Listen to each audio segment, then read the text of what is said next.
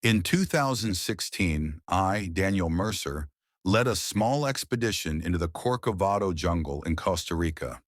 We were a four-person team: me, my girlfriend Leah, my old college friend Marcus, and his fiancée Priya. We were young, reckless, and fascinated by ghost stories. The mission was half adventure, half research for a travel blog we just started.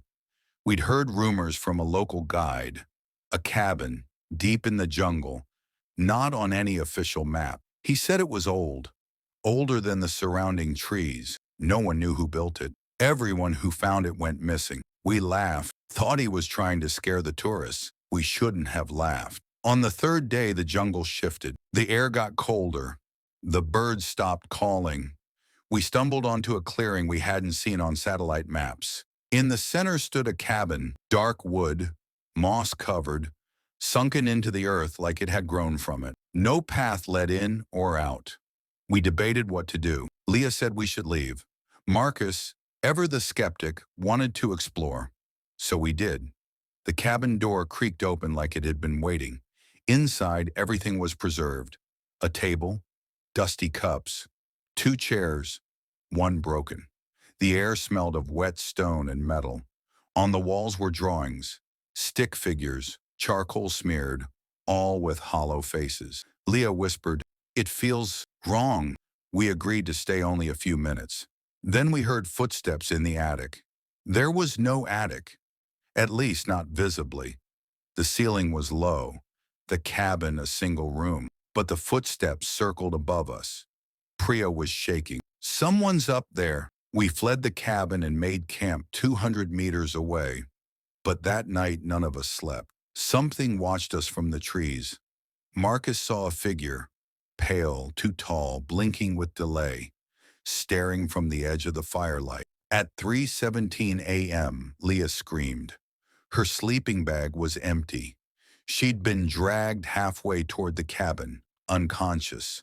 She swore she saw a door in the ceiling and something with no face beckoning her inside. We should have left then, but the path out was gone. The jungle seemed to rotate around us. Compass readings reversed, GPS dead. The jungle itself didn't want us to leave. Marcus insisted we go back to the cabin. "Answers or nothing," he said. The door was open again. Inside, the drawings had changed. There were 4 stick figures now, and one was missing its head. We turned to run, but Priya wasn't with us anymore. Her scream came from the trees. When we found her, she was alive, but her eyes were different, wide, blank. She spoke in a voice that wasn't hers. "It doesn't like being seen. You've looked too long." We left her there. Back at the cabin, we found a journal, in English, dated 1894. "The house was here before the forest. I cannot leave. I do not age. I only wait. And when they come, I feed it stories. It eats what we remember." That night, Marcus disappeared. Just gone. Not a sound. It was just Leah and me now. We hid, ran, circled, but always came back to the cabin. Eventually, we entered it again. Inside, the layout had changed. A second room had appeared. Inside, a staircase leading up. The attic was real now. We climbed. In the attic, we found our memories. Photos, journals, voices playing from unseen speakers. One by one, our lives were being archived. And then, a figure. It wore no face, no skin, just shadows and shape. It held Marcus's watch, Priya's scarf, Leah's shoe. I screamed. Leah ran. The door shut behind her. I don't remember getting out. Somehow, I woke up on the edge of the jungle, dehydrated, hallucinating. A ranger found me and said I'd been missing for 11 days. Leah, never found. Marcus and Priya, gone. No one believed my story. The area we described doesn't exist on maps anymore. Officials say the cabin was just jungle fever, but I know what I saw.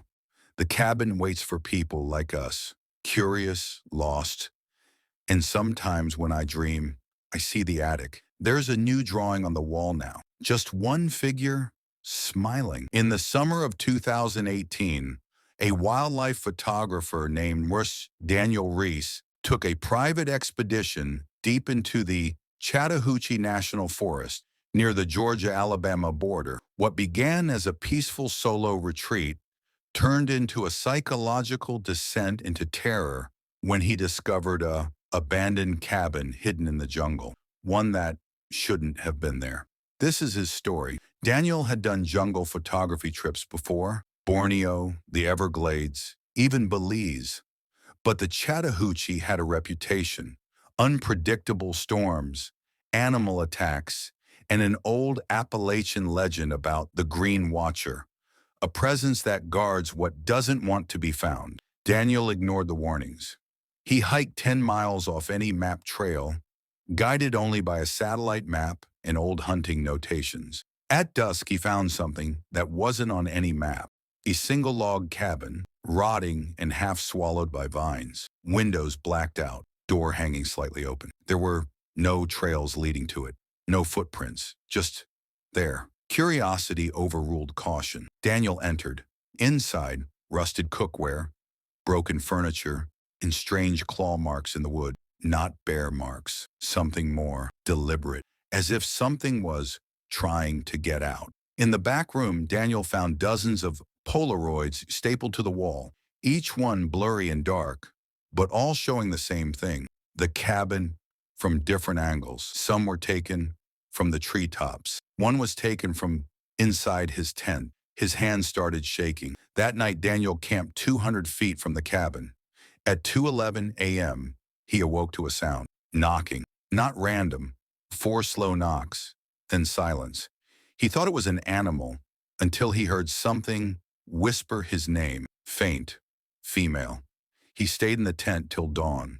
His trail camera, placed outside, captured a silhouette, too tall, thin, and twisted to be human. The next day, Daniel returned to the cabin to place more cameras.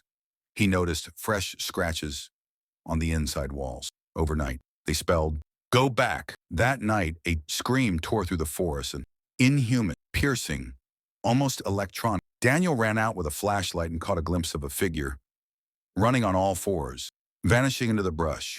His tent was slashed open. When he returns, Daniel decided to leave, but his GPS stopped working. His compass spun wildly. Every trail he took led him back to the cabin, even when he swore he was walking straight. On the 4th night, it started raining heavily. The jungle paths became flooded, and strange things began happening.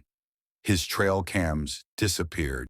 He found his run-on clothes, folded neatly on the cabin porch. Voices outside mimicked his mother, his sister, his own voice. He was no longer sure if he was being hunted or studied. Daniel kept a voice recorder. On the 5th night, it picked up something. When he played it back, he heard, "He's still here. Let him see." Yeah, static. Daniel screaming, far away. But Daniel never remembered screaming. The final audio clip is 11 minutes of nothing but silence, followed by something breathing, slowly close to the microphone. On the 7th day, a park rescue crew found him, wandering barefoot, dehydrated, mumbling, "She's in the trees." His gear was mostly intact, but the mount cabin was gone. No GPS marker, no ruins, nothing. When he reviewed his photos, the Polaroids were blank. His SD cards were wiped, except one, which contained a single blurry photo of him, asleep in his tent, taken from above. He lives alone now. He never went back. He still wakes up at 2:11 a.m., and every few months, he finds a marine, new Polaroid tucked under his dad,